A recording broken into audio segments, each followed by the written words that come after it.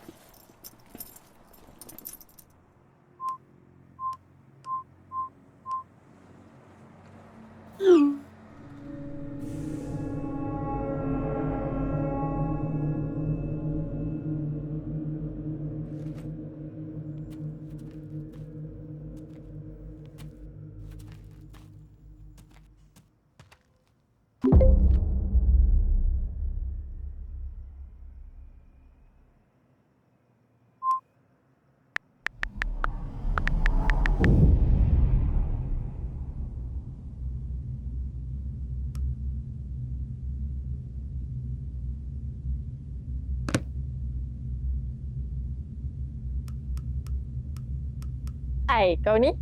Senyum lebar je aku tengok. Borak dengan boyfriend ke? Hoi, aku cakap dengan kau ni. Kalau aku pula. Kau cakap apa tadi? Aku tanya, yang kau sengih-sengih tengok handphone tu borak dengan boyfriend kau ke? Haa. Serius tak? Weh, aku gurau je tadi. Serius lah. Kau ni aku tak laku ke? Tak adalah macam tu. Tapi aku kan dah lama kawan dengan kau. Tak pernah pula aku tengok kau ada someone. Kau elok sikit. Aku ni laku tau. Fine. So macam mana kau boleh kenal dia? Crush kau yang lama tu Kan, aku jumpa dia dekat grup online dating.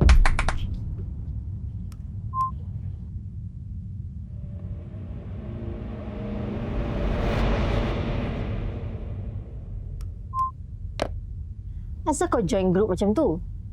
Kenapa? Tak boleh ke? Tak adalah. Kau tak rasa bahaya ke? Semua dalam tu orang-orang yang kau tak kenal tau. Kau kalau jealous, cakap je lah. Bukan jealous ke apa. Tapi kau pernah jumpa ke lelaki tu? Tak kan? Memanglah. Dia tu selalu busy. Banyak kerja. Memang tak ada masa lah nak jumpa depan-depan. Memandai je tu boyfriend kau kan? Sekali, tak pakcik mana-mana entah yang kau tengah chat ni. Kau ni, jangan cari pasal boleh tak? Aku ni kenal kau lagi lama dari kau kenal lelaki ni tau. Lepas tu, kau nak aku buat apa? Kau cakap je lah kau jealous. Kau tu tak ada siapa-siapa selain aku.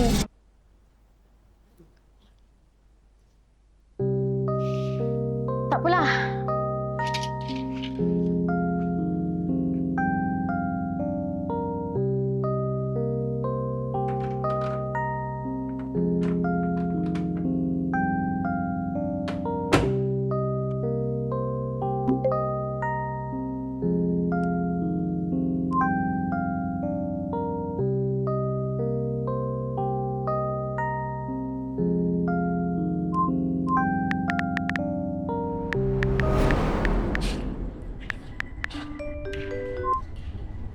Hello?